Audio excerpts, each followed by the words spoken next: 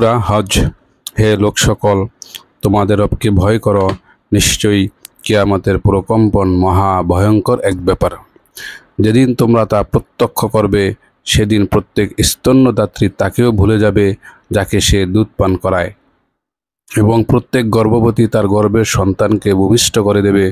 তুমি মানুষকে দেখবে মাতাল, অথচ তারা মাতাল নয়, কিন্তু আল্লাহর শাস্তি অত্যন্ত কঠিন। কিছু মানুষ জ্ঞান ছাড়া আল্লাহ সম্পর্কে বিতর্ক করে এবং প্রত্যেক উদ্ধত শয়তানের অনুসরণ করে। তার জন্য এই বিধান দেওয়া হয়েছে যে যে কেউ তার সাথে বন্ধুত্ব করবে, নিশ্চয়ই সে তাকে বিভ্রান্ত করবে এবং দগ্ধকারী শাস্তির দিকে পরিচালিত করবে। হে লোক সকল, তোমরা যদি পুনরুত্থানের ব্যাপারে সন্দিহান হও, তবে ভেবে দেখো, নিশ্চয়ই আমি তোমাদের সৃষ্টি করেছি মৃত্তিকা থেকে, এরপর শুক্র থেকে, এরপর রক্তপিণ্ড থেকে, এরপর পূর্ণাঙ্গ ও অপূর্ণাঙ্গ আকৃতি বিশিষ্ট মাংসপিণ্ড থেকে, যেন আমি তোমাদের কাছে বর্ণনা করি। আর আমি যা ইচ্ছা এক নির্দিষ্ট কালের জন্য মাতৃগর্ভে স্থিতিশীল করি, এরপর আমি তোমাদেরকে শিশু রূপে বের করি, যেন তোমরা পরবর্তী সময়ে যৌবনে পদার্পণ করতে পারো। তোমাদের মধ্যে কেউ মৃত্যুমুখে পতিত হয় এবং কাউকে জরাগ্রস্ত বার্ধক্যের বয়স পর্যন্ত পৌঁছানো হয়, ফলে সে জানার পর জ্ঞাত বিষয় সম্পর্কে অজ্ঞ হয়ে যায়।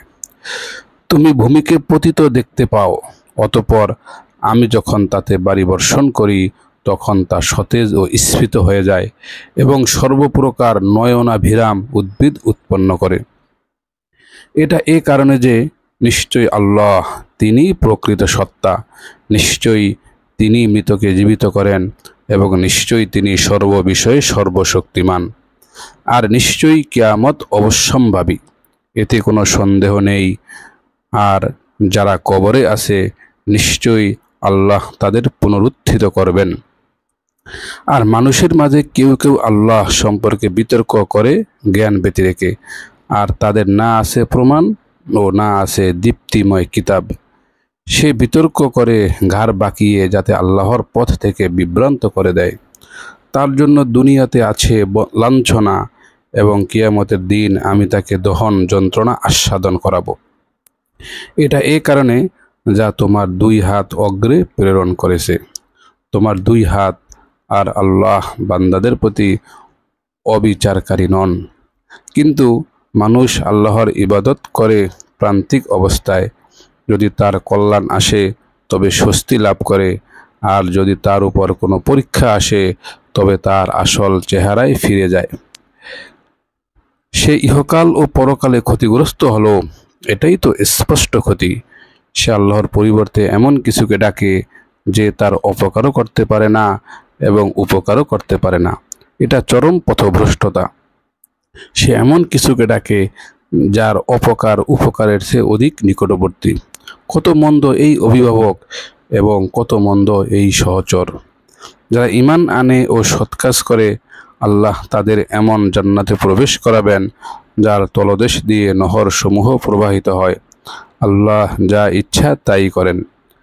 যে ব্যক্তি ধারণা করে আল্লাহ ইহকালে ও পরকালে তাকে রাসূলকে কখনো সাহায্য করবেন না, সে একটি রশি আকাশ পর্যন্ত ঝুলিয়ে নিক, এরপর কেটে নিক, অতঃপর দেখুক দূর করে কিনা তার এই কৌশল তার আক্রোশকে। এভাবে আমি সুস্পষ্ট আয়াত রূপে তা কুরআন অবতীর্ণ করেছি, এবং আল্লাহই যাকে ইচ্ছা করেন হিদায়াত করেন। যারা ঈমান এনেছে আর যারা ইয়াহুদি হয়েছে, আর সাবেয়ী, খ্রিস্টান, অগ্নিপূজক এবং যারা মুশরিক, কিয়ামতের দিন আল্লাহ অবশ্যই তাদের মধ্যে ফয়সালা করে দেবেন। আল্লাহ সব কিছু প্রত্যক্ষকারী। তুমি কি দেখনি আল্লাহকে সিজদা করে যা কিছু আছে আসমান সমূহে আর যা কিছু আছে জমিনে, সূর্য, চন্দ্র, তারকারাজি, পর্বতমালা, বৃক্ষলতা, জীবজন্তু এবং মানুষের মাঝে অনেকে। আবার অনেকের উপর অবধারিত হয়েছে শাস্তি। আল্লাহ যাকে লাঞ্ছিত করেন তার সম্মানদাতা কেউ নেই, আর আল্লাহ যা ইচ্ছা তাই করেন। এই দুই বিবদমান পক্ষ, তারা তাদের রব সম্পর্কে বিতর্ক করে। অতএব যারা কুফরি করেছে তাদের জন্য পোশাক তৈরি করা হয়েছে আগুন দিয়ে, তাদের মাথার উপর ফুটন্ত পানি ঢেলে দেওয়া হবে, যা দ্বারা তাদের পেটে যা আছে তা এবং চর্ম বিগলিত করা হবে। তাদের জন্য আছে লোহার হাতুড়ি। আর যখনই যন্ত্রণায় অতিষ্ঠ হয়ে জাহান্নাম থেকে বের হতে চাইবে, তখনই তাদের তাতে ফিরিয়ে দেওয়া হবে, বলা হবে, দহন যন্ত্রণা আস্বাদন করো। নিশ্চয়ই যারা ঈমান আনে এবং সৎকর্ম করে, আল্লাহ তাদের এমন জান্নাতে প্রবেশ করাবেন যার তলদেশ দিয়ে নদ নদী প্রবাহিত। তাদের সেখানে স্বর্ণ কঙ্কন ও মুক্তা দ্বারা অলঙ্কৃত করা হবে এবং সেখানে তাদের পোশাক হবে রেশমি। তারা পরিচালিত হয়েছিল উত্তম কথার দিকে এবং পরিচালিত হয়েছিল প্রশংসিত সত্তার পথের দিকে। যারা কুফরি করেছে ও আল্লাহর পথে বাধা সৃষ্টি করে এবং মসজিদে হারাম থেকে বাধা দেয়, যাকে আমি প্রস্তুত করেছি স্থানীয় ও বহিরাগত সকল মানুষের জন্য সমভাবে, এবং যে তার মধ্যে মসজিদে হারামে অন্যায়ভাবে পাপাচারের ইচ্ছা করে, আমি তাকে যন্ত্রণাদায়ক শাস্তি আস্বাদন করাবো। যখন আমি ইব্রাহিমকে সে ঘরের বাইতুল্লাহর স্থান ঠিক করে দিয়েছিলাম, তখন বলেছিলাম যে, আমার সাথে কোনো কিছুকে শরিক করো না এবং আমার ঘরকে পবিত্র রাখো তাওয়াফকারীদের জন্য, সালাতে দণ্ডায়মানদের জন্য এবং রুকু সিজদাকারীদের জন্য। এবং মানুষের মধ্যে হাজের ঘোষণা দাও, তারা তোমার কাছে আসবে পায়ে হেঁটে এবং সর্বপ্রকার ক্ষীণকায় উটের পিঠে সওয়ার হয়ে দূর দূরান্ত থেকে, যাতে তারা প্রত্যক্ষ করে তাদের কল্যাণসমূহ এবং তিনি তাদের চতুষ্পদ জন্তু থেকে যে রিজিক দান করেছেন তার কারণে নির্দিষ্ট দিনগুলোতে আল্লাহর নাম উচ্চারণ করতে পারে। অতঃপর তোমরা তা থেকে আহার করো এবং দুস্থ অভাবগ্রস্তকে আহার করাও। এরপর তারা যেন তাদের অপরিচ্ছন্নতা দূর করে, তাদের মানত পূর্ণ করে এবং এই প্রাচীন ঘরের তাওয়াফ করে। এটাই বিধান। আর যে কেউ আল্লাহর নির্ধারিত সম্মানযোগ্য জিনিসগুলোর প্রতি সম্মান প্রদর্শন করল, তবে তার রবের নিকট তার জন্য তাই উত্তম। তোমাদের জন্য চতুষ্পদ জন্তু হালাল করা হয়েছে, এগুলি ব্যতীত যা তোমাদের পাঠ করে শোনানো হয়েছে। সুতরাং তোমরা মূর্তিদের অপবিত্রতা থেকে বেঁচে থাকো এবং দূরে থাকো মিথ্যা কথন থেকে। আল্লাহর জন্য একনিষ্ঠ হয়ে তার সাথে শরিক সাব্যস্তকারী না হয়ে, এবং যে কেউ আল্লাহর সাথে শরিক করল সে যেন আকাশ থেকে ছিটকে পড়ল, অতঃপর আমি তাকে ছো মেরে নিয়ে গেল, অথবা বাতাস থেকে উড়িয়ে নিয়ে ফেলে দেয় কোনো দূরবর্তী স্থানে। এটাই বিধান। কেউ আল্লাহর নিদর্শনসমূহের প্রতি সম্মান প্রদর্শন করলে তা তার হৃদয়ের তাকওয়ারই বহিঃপ্রকাশ। এতে চতুষ্পদ জন্তুসমূহে তোমাদের জন্য নির্দিষ্টকাল পর্যন্ত উপকার রয়েছে। অতঃপর এগুলোর জায়গা হলো প্রাচীন ঘরের দিকে। আমি প্রত্যেক উম্মতের জন্য ধর্মীয় অনুষ্ঠানাদি নির্ধারণ করেছি, যাতে তিনি তাদের চতুষ্পদ জন্তু থেকে যে রিজিক দান করেছেন তার উপর আল্লাহর নাম উচ্চারণ করতে পারে। অতএব তোমাদের ইলাহ তো একমাত্র ইলাহ, সুতরাং তারই প্রতি সমর্পিত থাকো এবং বিনয়ীগণকে সুসংবাদ দাও। যখন আল্লাহর স্মরণ করা হয় তখন তাদের অন্তর প্রকম্পিত হয়, আর যারা তাদের বিপদ আপদে ধৈর্য ধারণ করে এবং যারা সালাত কায়েম করে ও তাদের আমি যা দিয়েছি তা থেকে ব্যয় করে, এবং উটকে করেছি তোমাদের জন্য আল্লাহর নিদর্শনাবলী অন্যতম, এতে রয়েছে তোমাদের জন্য মঙ্গল। সুতরাং সারিবদ্ধভাবে বাধা অবস্থায় তাদের জবেই করার সময় তোমরা আল্লাহর নাম উচ্চারণ করো। অতঃপর যখন তারা কাত হয়ে পড়ে তখন তা থেকে তোমরা আহার করো, এবং আহার করাও অল্পে তুষ্ট অভাবগ্রস্ত ও যাঞ্চাকারী অভাবগ্রস্ত ব্যক্তিকে। এভাবে আমি এগুলোকে তোমাদের বশীভূত করে দিয়েছি, যাতে তোমরা কৃতজ্ঞতা প্রকাশ করো। কখনই আল্লাহর কাছে পৌঁছে না এগুলো গোস্ত ও রক্ত, কিন্তু পৌঁছে তার কাছে তোমাদের তাকওয়া। এমনইভাবে তিনি এগুলোকে তোমাদের বশ করে দিয়েছেন, যাতে তোমরা আল্লাহর শ্রেষ্ঠত্ব ঘোষণা করো, এই কারণে যে তিনি তোমাদেরকে হিদায়াত দান করেছেন। সুতরাং সৎকর্মশীলদের সুসংবাদ শুনিয়ে দেন। নিশ্চয়ই আল্লাহ প্রতিরক্ষা করেন তাদের থেকে যারা ঈমান এনেছে। আল্লাহ কোনো বিশ্বাসঘাতক ও অকৃতজ্ঞকে পছন্দ করেন না। যুদ্ধে অনুমতি দেওয়া হলো তাদের যারা যুদ্ধের শিকার হচ্ছে, কারণ তাদের প্রতি অবিচার করা হয়েছে, আর আল্লাহ অবশ্যই তাদের সাহায্য করতে সক্ষম। যাদেরকে তাদের ঘর বাড়ি থেকে অন্যায়ভাবে বহিষ্কার করা হয়েছে শুধু এই অপরাধে, তারা বলে আমাদের রব আল্লাহ। আল্লাহ যদি মানবজাতির এক দলকে অপর দল দ্বারা প্রতিহত না করতেন, তবে সন্ন্যাসীদের আশ্রমগুলো, গির্জাগুলো, ইয়াহুদীদের উপাসনালয় এবং মসজিদ সমূহ বিধ্বস্ত হয়ে যেত। যাতে আল্লাহর নাম অধিক স্মরণ করা হয়, আল্লাহ নিশ্চয়ই তাদেরকে সাহায্য করবেন। যারা আল্লাহর সাহায্য করে, নিশ্চয়ই আল্লাহ অতীব শক্তিধর পরাক্রমশালী। তারা এমন লোক যাদের আমি যদি পৃথিবীতে প্রতিষ্ঠিত করি, তারা সালাত কায়েম করবে, জাকাত প্রদান করবে এবং সৎ কাজের আদেশ ও অসৎ কাজে নিষেধ করবে। সকল কাজের পরিণাম আল্লাহরই অধিকারে।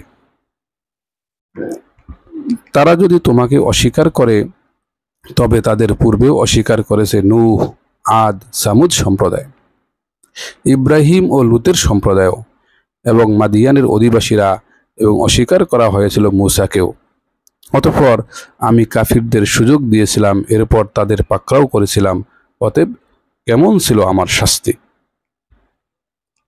আমি কত জনপদ ধ্বংস করেছি, কারণ তারা ছিল সীমা লঙ্ঘনকারী। এইসব জনপদ তাদের ছাদসহ ধ্বংসস্তূপে পরিণত হয়েছে, এবং কত কূপ পরিত্যক্ত হয়েছে, আর কত সুদৃঢ় প্রাসাদও। তারা কি পৃথিবীতে ভ্রমণ করেনি? তাহলে তাদের অন্তর হতো এমন যে তা দিয়ে তারা উপলব্ধি করত, অথবা তাদের কান হতো এমন যা দিয়ে তারা শুনত। বস্তুত চক্ষু তো অন্ধ নয়, বরং বক্ষস্থিত অন্তরই অন্ধ। আর তারা তোমাকে দ্রুত শাস্তি নিয়ে আসতে বলে, অথচ আল্লাহ কখনো তার ওয়াদা ভঙ্গ করেন না। নিশ্চয়ই তোমার রবের নিকট একদিন তোমাদের গণনার 1000 বছরের মতো। এবং আমি কত জনপদকে অবকাশ দিয়েছি এমত অবস্থায় যে তারা ছিল সীমা লঙ্ঘনকারী। এরপর তাদের পাকড়াও করেছি, এবং প্রত্যাবর্তন আমারই নিকট। বলো, হে লোকসকল, আমি তো তোমাদের জন্য সুস্পষ্ট সতর্ককারী। সুতরাং যারা ঈমান আনে এবং সৎকাজ করে, তাদের জন্য ক্ষমা ও সম্মানজনক জীবিকা।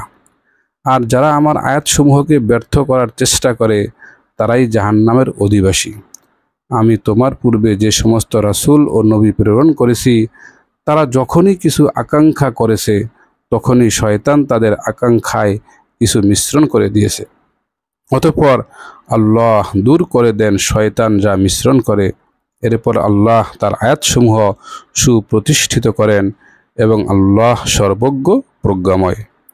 এটা এই কারণে যে শয়তান যা মিশ্রণ করে, তিনি তা পরীক্ষা স্বরূপ করে দেন তাদের জন্য, যাদের অন্তর ব্যাধিগ্রস্ত এবং যারা পাষাণ হৃদয়। আর নিশ্চয়ই সীমা লঙ্ঘনকারীরা চূড়ান্ত ভ্রষ্টতায় লিপ্ত।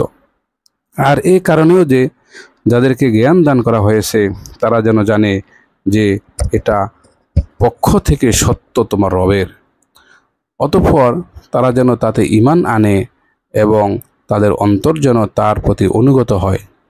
আর নিশ্চয়ই আল্লাহই সরল পথ প্রদর্শন করেন তাদের যারা ঈমান আনে।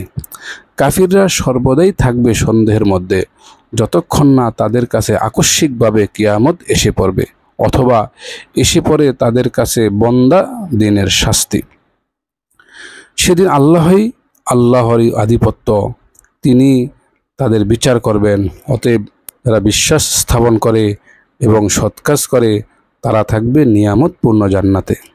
এবং যারা কুফরি করে এবং আমার আয়াতসমূহ মিথ্যা প্রতিপন্ন করে, তাদের জন্য রয়েছে লাঞ্ছনাকর শাস্তি।